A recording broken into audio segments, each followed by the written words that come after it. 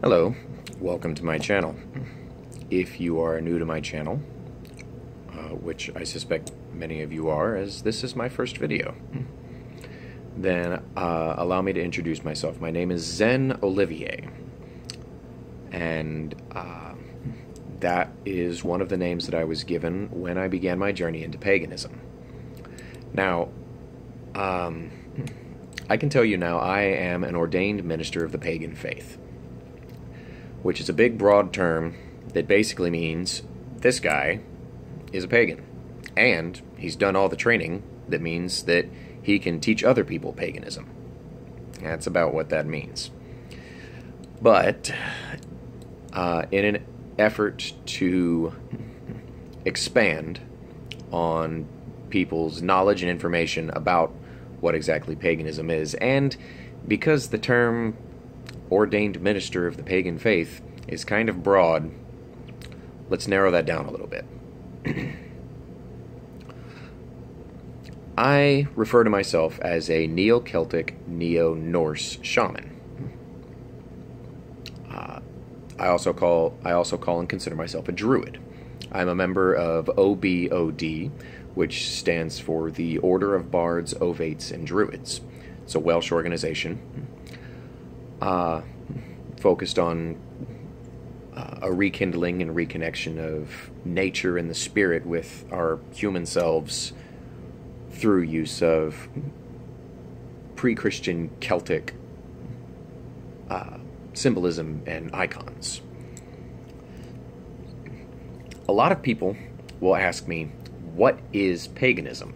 And it's both a difficult and an easy question to answer.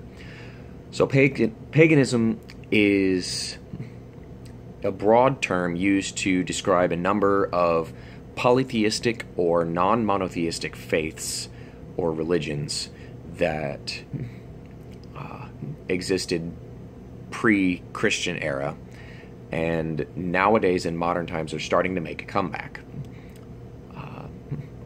Some names of some pagan faiths: you have Hellenism, which is the revival of the ancient Greek and Roman gods. You have Kemeticism, which is a revival of the ancient Egyptian gods.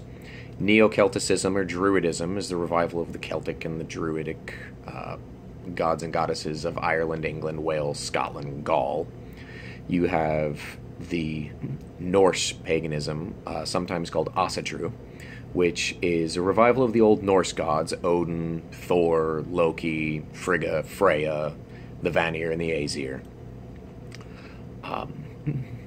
Some other pagan faiths that have persisted through the years: you have Hinduism.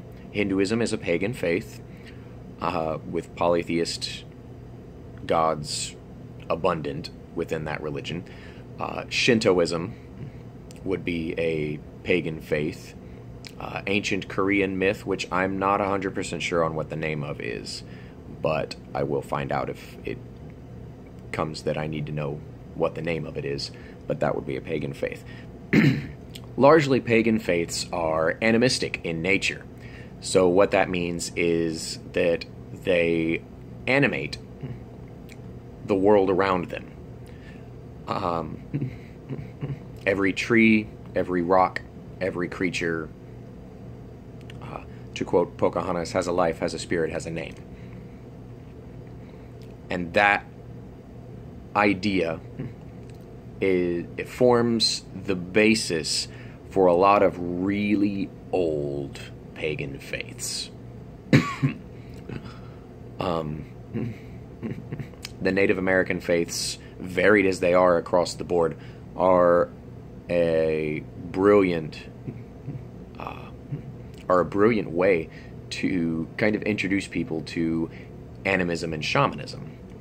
Now, I realize I'm throwing out a lot of terms here: animism, shamanism, Druidism, Neo-Celtic, pagan. Don't worry. These are all pretty easy terms. Simply Googling one of the terms will tell you basically anything that you need to know about it.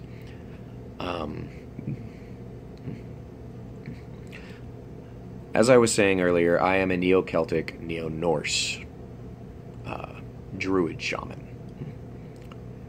A lot of my grove simply refers to me as the Druid. That's what I am. This does not mean that I walk around with a big cloak and a large stick and have animal companions.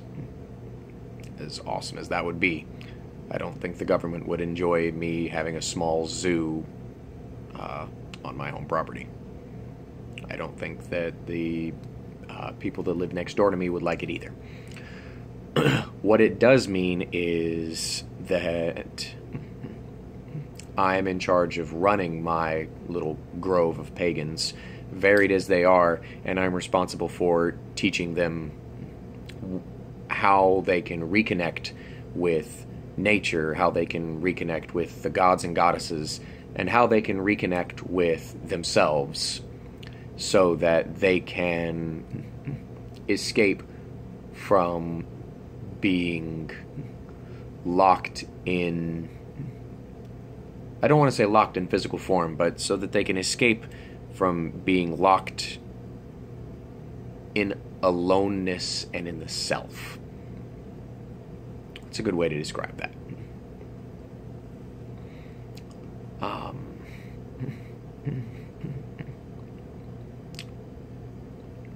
We use a lot of terms that, if you're familiar with psychology, you'll be familiar with. Carl Jung was a brilliant psychologist. Not sure which one he was. I will look that up. Carl Jung was a brilliant man. And his idea of archetypes was based on a lot of his studying into the faiths of indigenous peoples cross-culturally, to find what was similar and what was different, and why the similarities and differences were there in cultures that never would have had contact with one another. For instance, the Aborigine people in Australia and the Proto-Celtic people had very similar ideas on connecting to the gods and goddesses and the spirits of the land and all of those things, but those two people never came into contact with one another. Or if they did, it would have been extremely difficult for them to have come into contact with one another and exchange ideas. So the idea of archetypes plays a heavy role in my job as a druid. I need to be familiar enough with Hellenism and Kemeticism that if one of my grove is Hellenist or Kemetic, I can help them. I need to be familiar, as I am in Celtic and Norse, as a lot of neo-pagans are, in America at least, a lot of neo-pagans are wanting to go back to their cultural roots in Ireland, England, Wales, Scotland, Germany, Denmark, Finland, Sweden, Norway. That's the faith of those people right there. So I hope that answers some of the questions that I have been getting asked. And if you like this video, leave a like. If you have any questions, leave a comment. I will do my best, but I will tell you now that my technological savvy is not my strong suit. So if you leave me a comment and it takes me a minute to get back, I do apologize, but I will be answering as many comments as I can fit into my next video. I hope you all have a wonderful day. Blessings of the forest with you, and I will see you next time.